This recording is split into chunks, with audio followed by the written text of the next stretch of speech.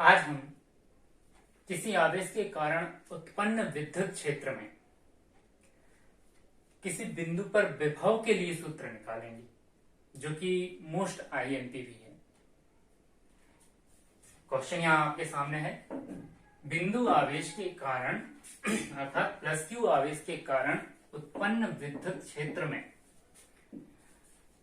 किसी बिंदु पर, मतलब ए बिंदु या बी या फिर पी, जैसे कि अभी हमने पी बिंदु लिया, पी बिंदु पर विभव के लिए सूत्र निकालेंगे।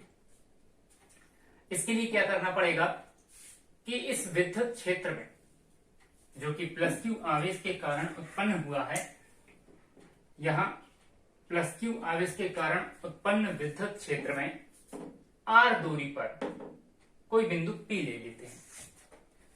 आर दूरी पर कोई बिंदु पी जो स्थित है, उस बिंदु पर विभव के लिए सूत्र निकालना है।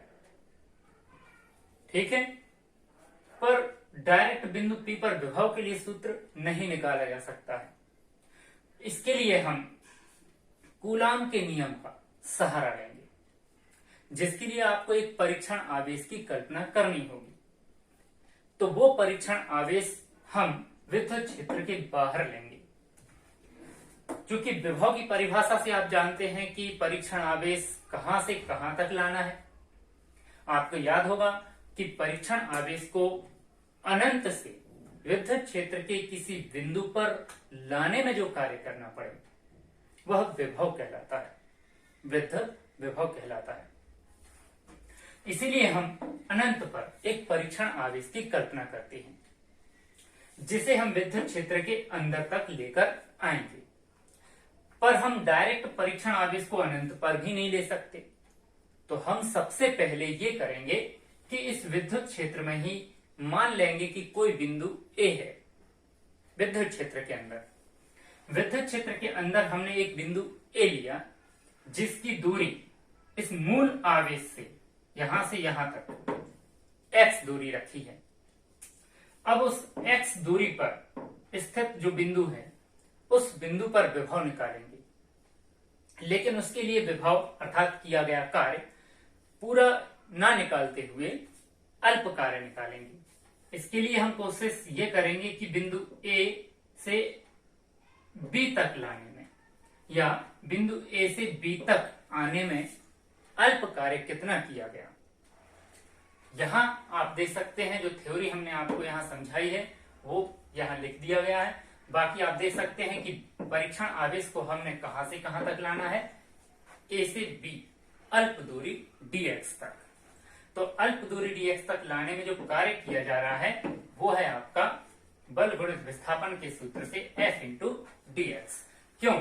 क्योंकि यहां से यहां तक की दूरी x है और अल्प विस्थापन हुआ है dx। इसलिए यहां विस्थापन की दिशा पर ध्यान दें तो विस्थापन आप इस ओर कर रहे हैं, ए से बी की ओर। लेकिन बिंदु ए पर अगर कोई परीक्षण आवेश रख देते हैं तो उस पर प्रतिकर्षण बल कार्य करेगा कुछ इस तरह।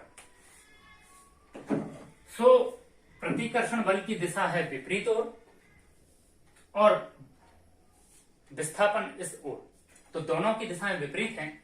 इसीलिए हमने यहां माइनस चिन्ह दर्शाया है। इस माइनस चिन्ह को अगर कहें तो ये कहा जा सकता है कि विस्थापन जो है वह लगने वाले बल के विपरीत ओर है। तो माइनस चिन्ह ये दर्शा रहा है।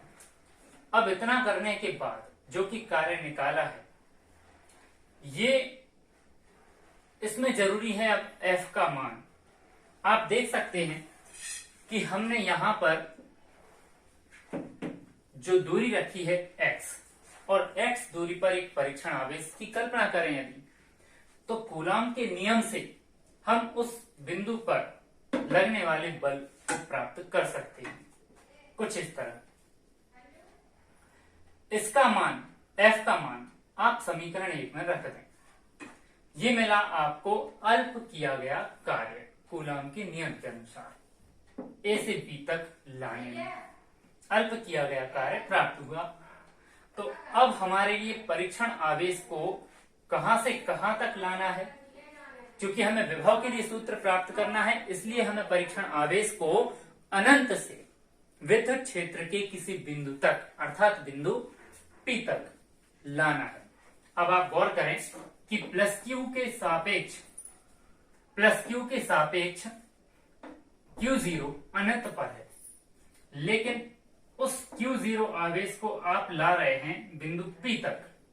अब P बिंदु कहाँ है? P बिंदु है प्लस Q के सापेक्ष R दूरी पर।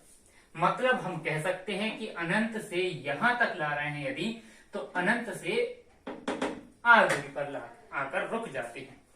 आपने R दूरी तय नहीं की है, आप इसके सापेक्ष अनंत पर थे और P पर जब आ गए हो तो बची हुई दूरी R है, इसीलिए यहां सीमाएं बांधी जा सकती हैं अनंत से R तक।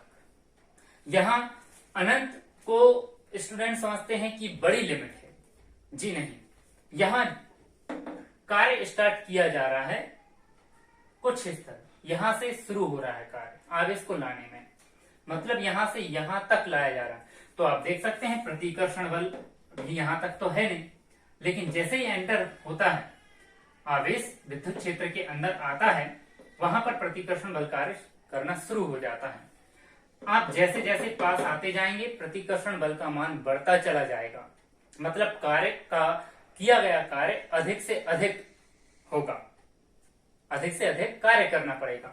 इसीलिए हम कहेंगे ये निम्न सीमा और ये उच्च सीमा। तो हम इस समीकरण का समाकलन कर देंगे लिमिट के अनुदिश अनंत से R दूरी। ये R दूरी इस बिंदु पर इसके सापेक्ष दर्शाई गई है। सो यहां पर आप देख सकते हैं जो कांस्टेंट है, जो नियतांक है, उसे हम बाहर निकालेंगे, बची हुई राशि को अंदर रखेंगे। यहां पर समझने की दृष्टि से क्या नियत है, मतलब क्या बाहर निकालना है क्या नहीं निकालना है, तो आप ये देख लिया करें कि समाकलन किसके सापेक्ष किया जा रहा है। समाकलन किया जा रहा है dx के सापेक्ष, इसलिए x वाला पोर्शन फलन कहलाएगा, अंदर रहेगा, बाकी सब बाहर आ जाएगा। तो बचा हुआ ये। अब इसका समाकलन हम डायरेक्ट लिखेंगे 1/x² का समाकलन होता है -1/x। 1/x² का समाकलन क्या होता है? -1/x। लिमिट जो है उन्हें आप रख दें ऊपर नीचे। अब यहाँ लिमिट का भी एक नियम लगता है। फलन में उच्च सीमा, मतलब x की जगह पर आप पहले उच्च सीमा रखें। ऋण चिन्ह है, अंदर रखना चाहे तो रख सकते हैं, बाहर निकालना चाहे तो बाहर भी निकल सकता है। फिर इसके बाद माइनस निम्न सीमा x की जगह। इस तरह से 1/∞ का मतलब कहलाता है 0। माइनस माइनस ये प्लस हुआ, बाकी जो बचा आपने देखा कि माइनस माइनस फिर से प्लस हो जाने से यहां पर बचे हुए संबंध को इस तरह दर्शा दिया गया है। ये निकला आपका अनंत से आवेश को विद्युत क्षेत्र के अंदर बिंदु P तक लाने में किया गया कार्य। पर विभव की परिभाषा से हम डायरेक्ट कुछ बात जानते हैं। सूत्र होता है अनंत से एकांक आवेश को विद्युत क्षेत्र के किसी बिंदु तक लाने में किया गया कार्य, विभव की परिभाषा से। तो ये किया गया कार्य W इससे प्राप्त कर लिया गया, तो ये भी उसी आवेश पर कार्य किया गया है और ये भी उसी आवेश पर कार्य किया गया है। मतलब इन दोनों समीकरणों की हम तुलना कर सकते हैं।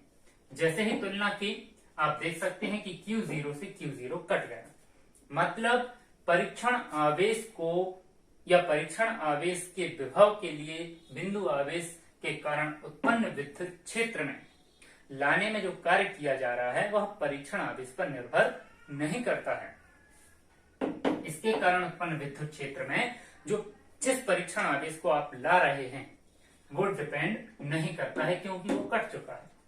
सो बचा हुआ संबंध आपको प्राप्त हुआ जो ये दर्शाता है कि इस विद्युत क्षेत्र में आवेश प्लस Q के कारण उत्पन्न विद्युत क्षेत्र जो है उसमें किसी बिंदु पर विभव के लिए सूत्र मिल जाए। ये ठीक है, ये आपका हुआ विद्युत विभव के लिए सूत्र किसी बिंदु आवेश के कारण, बिंदु आवेश मतलब जो आपने मूल आवेश लिया उसके कारण। ठीक है, धन्यवाद बच्चों।